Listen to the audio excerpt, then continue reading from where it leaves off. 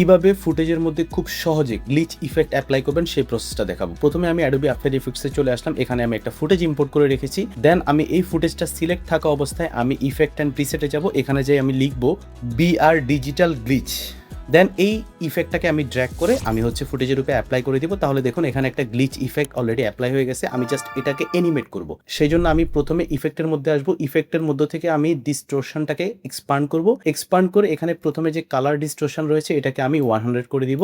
দেন হচ্ছে আপনি ডিস্টোরশন রেটটাকে 100 করে দিতে পারেন। আপনি যদি ডিস্টোরশন কিরকম চাচ্ছেন সেটা অনুযায়ী আপনি ডিস্টোরশনটা আপনি বাড়ায় দিতে পারেন। আমি জাস্ট ডিফল্ট যেটা রয়েছে এটার থেকে আমি 65 করে দিলাম। এরপরে হচ্ছে আপনি কালার ডিস্টোরশনটাকে আপনি চেঞ্জ করে দিতে পারেন। জাস্ট এখানে ফলো করলে আপনি বুঝতে পারবেন কালার ডিস্টোরশনটা কিরকম হয়। আপনি চাইলে আপনি কালার ডিস্টোরশনটাকে আপনি চেঞ্জ করে দিতে পারেন। দেন আমি হচ্ছে এই ডিস্টোরশন ইফেক্টটাকে অ্যানিমেট করার জন্য আমি প্রথমে এখানে ডিস্টোরশন থেকে স্টপ ওয়াচে একটা ক্লিক করে একটা কি ফ্রেম দিব।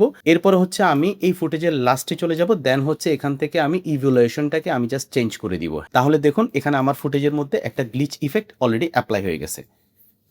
এটাকে এভাবে না করে আমরা যদি একটা অ্যাডজাস্টমেন্ট লেয়ার নিয়ে করি তাহলে আমাদের এই জিনিসটা আমি স্পেসিফিক পার্টের মধ্যে আমি অ্যাপ্লাই করতে পারবো। আমি জাস্ট এই বিআর ডিজিটাল গ্লিচ ইফেক্টটাকে ডিলিট করে দিলাম। দেন আমি জাস্ট এখানে রাইট বাটন ক্লিক করে একটা অ্যাডজাস্টমেন্ট লেয়ার নিব। অ্যাডজাস্টমেন্ট লেয়ারটা নিয়ে আমি এটাকে ছোট করে দিব। আমি জাস্ট যতটুকু অংশের মধ্যে গ্লিচ ইফেক্টটা রাখবো ততটুকু পর্যন্ত আমি ছোট করে দিব। দেন এইটার মধ্যে আমি বিআর ডিজিটাল গ্লিচ ইফেক্টটা অ্যাপ্লাই করে দিব। অ্যাপ্লাই করে দেওয়ার পরে আমি ঠিক আগের মতো করে ডিস্টোরশন এক্সপান্ড করব। এক্সপান্ড করে আমি এখানে কালার ডিস্টোরশনটাকে 100 করে দিলাম। ডিস্টোরশন রেটটাকে আমি 66 করে দিলাম।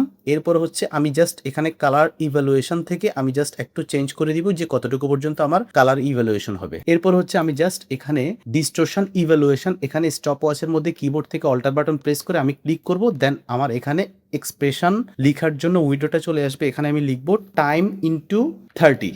তাহলে দেখুন এই অ্যাডজাস্টমেন্ট লেয়ারের মধ্যে একটা গ্লিচ ইফেক্ট অ্যাপ্লাই হয়ে গেছে। আমি জাস্ট এই অ্যাডজাস্টমেন্ট লেয়ারটা যে অংশের মধ্যে থাকবে আমার ফুটেজের সেই অংশের মধ্যে গ্লিচ ইফেক্টটা অ্যাপ্লাই হবে। জাস্ট একটু প্লে করলে বুঝতে পারবেন। এটাকে ছোট করে দিব, আরো একটু ছোট করে দিয়ে আমি জাস্ট এটাকে কন্ট্রোল ডি দিয়ে ডুপ্লিকেট করে নিব। ডুপ্লিকেট করে নিয়ে আমি স্পেসিফিক পার্ট যেখানে আমি গ্লিচ ইফেক্টটা দেখাতে চাই সেখানে আমি এটাকে রেখে দিব। তাহলে দেখুন আমার ফুটেজের স্পেসিফিক পার্টের মধ্যে গ্লিচ ইফেক্টটা অ্যাপ্লাই হয়ে গেছে। আপনারা এরকম করে আপনাদের ফুটেজে খুব সহজে স্পেসিফিক পার্টের মধ্যে গ্লিচ ইফেক্টটা অ্যাপ্লাই করতে পারবেন। দেখা হবে নেক্সট টিউটোরিয়ালে। সে পর্যন্ত ভালো থাকুন, সুস্থ থাকুন। Till then take care, tata.